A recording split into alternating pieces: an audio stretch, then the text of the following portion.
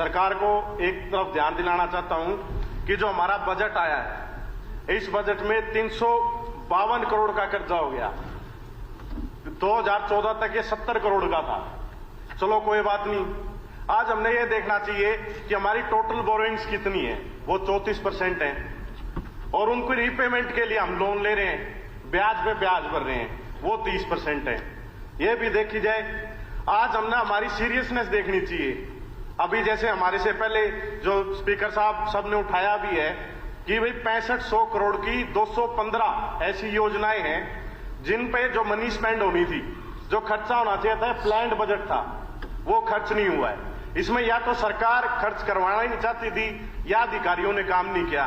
तो ये एक सरकार की सीरियसनेस पे कि वो डेवलपमेंट चाहते हैं या नहीं चाहते। 6500 करोड़ रुपए एक तरीके से बर्बाद हो गए, जहां लगने थे वहां नहीं लगे। क्योंकि कहां ये ट्रिपल इंजन जो है, आज को सोचना चाहिए वो ट्रिपल इंजन हो गए, पर इंजन में हॉर्स पावर ज्यादा होगी, दिशाहीन होगी। ऐसे ही स्पीकर सर, आज एक क्वेश्चन लगा था कि कितना कृषि जो हमारे किसान उनके ऊपर कर्ज है, उनके ऊपर है 60 करोड़ का कर्ज। ये सिर्फ और सिर्फ सरकार की गलत नीतियों की वजह से है। सरकार ने कहा कि वो मेरा पानी मेरी विरासत, अच्छा है आपने पैसे बढ़ाए, 7 से 8 हजार कर दिए, धान की सीधी बिजाई के लिए भी आपने बढ़ाए, मगर क्या ये पैसा जहां तक पहुंचना चाहिए? मैं आपका ध्यान हमारे लांबा, खेड़ी, खरक, ये हमारे ऐसे गांव हैं जहां पर किसान आंदोलन हो, चाहे कोई भी मांग हो किसानों की, सरकार कोई नई डिमांड, कोई नई चीज लेके आती है तो लोग अप्लाई करते हैं। पोर्टल पे उन लोगों ने पंजीकृत करा रखा है, आज तक उनके पैसे नहीं आए। ऐसे ही सरकार ने कहा कि भाई महिला दिवस पर हमने 1 लाख रुपए महिलाओं को दिए हैं, लेडी फार्मर्स को डेयरी खोलने के लिए। स्पीकर सर, इसको बढ़ाने की जरूरत है। 1 लाख में तो कटड़ी को नहीं आंदी, महज बहुत महंगी हो रही है। तो सरकार ने, मेरा एक सुझाव है कि सरकार ने, जैसे केंद्र सरकार किसान निधि बनाती है, क्योंकि हमारा किसान अपनी मर्जी से कर्ज में नहीं है, सरकार की नीतियों की वजह से कर्ज में, तो किसान निधि जैसी केंद्र की ऐसी स्टेट गवर्नमेंट को भी मदद करनी चाहिए। कहीं ना कहीं लोन्स को वेव ऑफ करना चाहिए, क्योंकि बहुत सी ऐसी स्कीमें हैं जो इसमें यूज नहीं हुई, 215 स्कीमों में, जिसमें किसान का फायदा होता। तो स्पीकर सर, ऐसे ही अगली बात जो हमारी सरकार, इनने कहा भाई एयरपोर्ट बना दिया हिसार में। पहली बात तो मैं ये पूछना चाहता हूं कि वो एयरपोर्ट किस नाम से है? सरकार ने कहा कि वो महाराजा अग्रसेन जी के नाम से है, मगर लाइसेंस जो आया है हिसार एयरपोर्ट के नाम से आया है, और ये एयरपोर्ट बहुत पहले से बना हुआ है। कहीं ना कहीं सरकार एक लिपा पोती कर रही है। जो जेवर में एयरपोर्ट बना वो हरियाणा में बनना मंजूर था। उससे आप ये देख सकते हो कितना बड़ा एयरपोर्ट, कितना बड़ा नुकसान स्टेट को हुआ।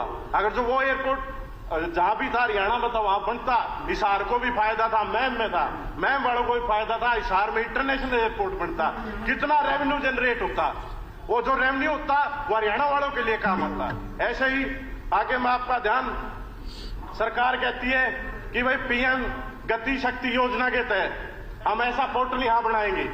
तो मैं आपसे कहना चाहता हूं कि सचमुच हमने गति की जरूरत है। बहुत सारी ऐसी डिमांड्स हैं जो हमारे हल्के की है, उसको भी गति देने की जरूरत है। जैसे महाराणा प्रताप गवर्नमेंट कॉलेज, महाराणा प्रताप जी की जयंती पे सरकार, उस समय मनोहर लाल खट्टर जी भी थे, राजौंद में आए थे, चीफ मिनिस्टर आदरणीय मनोहर लाल खट्टर जी थे, राजनाथ सिंह जी भी थे। गवर्नमेंट कॉलेज उन्होंने मंजूर किया था फॉर बॉयज, आज तक उस पर काम नहीं हुआ। ऐसे ही खरक पांडवा से लेके एनएच खरक पांडवा से लेकर के ड्रेन के साथ एक सड़क है, कलायत अनाज मंडी तक जाती है। कभी तो मार्केटिंग बोर्ड वाले ये कहते भाई ये इरिगेशन वाले बनाएंगे, कभी कहते हैं पंचायत विभाग वाले बनाएंगे। अगर जो ये सड़क बनती है तो मंडी तक जाने का रास्ता आसान होगा, शहर में भीड़ भी कम होगी। ऐसे ही आईटीआई की बहुत सख्त जरूरत है हमारे जखोली गांव में, क्योंकि कई गांव का सेंटर है। और एक बहुत ही बढ़िया प्रोजेक्ट है, आम जनमानस का है, वो है भगवान परशुराम बरात घर, वो भी पेंडिंग है, थोड़े से पैसे और लगेंगे, 80% कंप्लीट है। आज तक उस पर कोई ध्यान नहीं दिया गया। पिछली बार मैंने बोला था तो सारा बंद कर दिया, उसकी सफाई कर दी, काम नहीं हुआ। ऐसी आईएमटी की 10-11 आईएमटी बनानी है, तो मेरा आपसे सुझाव है कि एक आईएमटी रिमोट एरिया है कलायत, और बहुत ही बढ़िया हाईवे जम्मू कटरा का वहां पे कट है। तो मेरा आपसे डिमांड है कि वहां आसपास में एक IMT कलायत में भी देने का काम करें।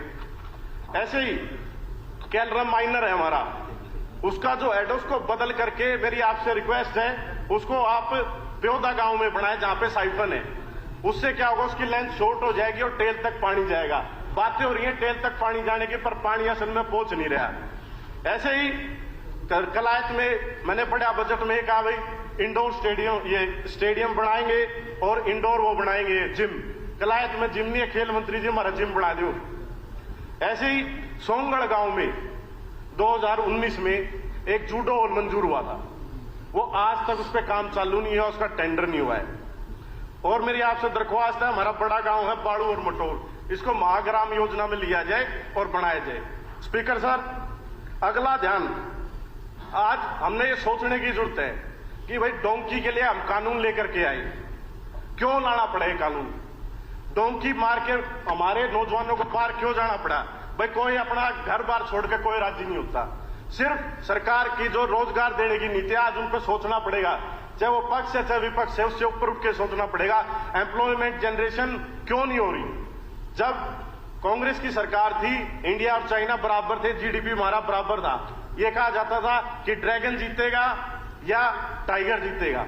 आज चाइना आगे बढ़ता जा रहा है, हमारी इकोनॉमी पीछे आ रही है। और जो डोंकी मार रहे हो निराश युवक हैं। सबसे बड़ा जो झटका लगा है वो आप ये देख सकते हैं कि जो बाहर के लोग लग रहे हैं वो कितने लग रहे हैं। चाहे वो SDO की लिस्ट थी, लोगों ने वोट भी मांगे गई है ना उस पर, उसमें 48 जो SDO थे वो बाहर के थे। ऐसे ही अभी असिस्टेंट इंजीनियर की लिस्ट आई, उसमें भी 49 में से 28 बाहर के हैं। अब जुडिशरी की बात आती है, जुडिशरी में भी बहुत से लड़के हैं नौजवान हमारे वर्ग जो बढ़िया लाभ पढ़ लिख रहे हैं, उनमें से भी 110 में से 60 बाहर के हैं। ऐसी HCS की भर्ती हुई थी, उसमें 35 लोग बाहर के थे। ये हरियाणा एक प्रदेश है जिसमें कोई भी भर लेता आके, आप किसी भी और कहीं जाके देख लो, चाहे राजस्थान हो चाहे गुजरात हो चाहे कोई सा हो, A और B क्लास की नौकरियों में वो अपने लोगों को प्राथमिकता देते हैं।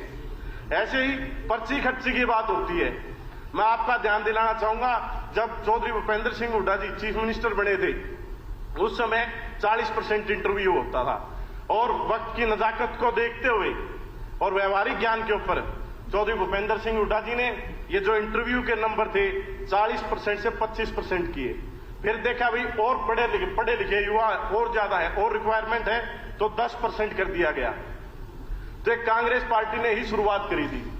अब आपको इस बात की तो कोई नहीं भरेगा। तो मेरा आपसे निवेदन है कि तो बोलने दो, जो PTI की भर्ती आपने सरकार ने डिफेंड नहीं किया, डिफेंड करना चाहिए था। तो अध्यक्ष जी, मेरा आपसे निवेदन है कि ये सरकार ने जो बजट बनाया, ये बजट दिशाहीन है।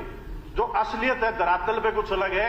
हमें आज एक राजनीतिक उससे ऊपर उठ के ज्यादा से ज्यादा ध्यान युवाओं की जो एम्प्लॉयमेंट है उस पर जनरेशन पे देना चाहिए, और ज्यादा से ज्यादा प्रोत्साहन खेल में युवाओं को देना चाहिए। जैसे पहले इंस्पेक्टर, सब इंस्पेक्टर, DSP तक लाया करते, वैसे नौकरियां देनी चाहिए। आपका बहुत बहुत धन्यवाद।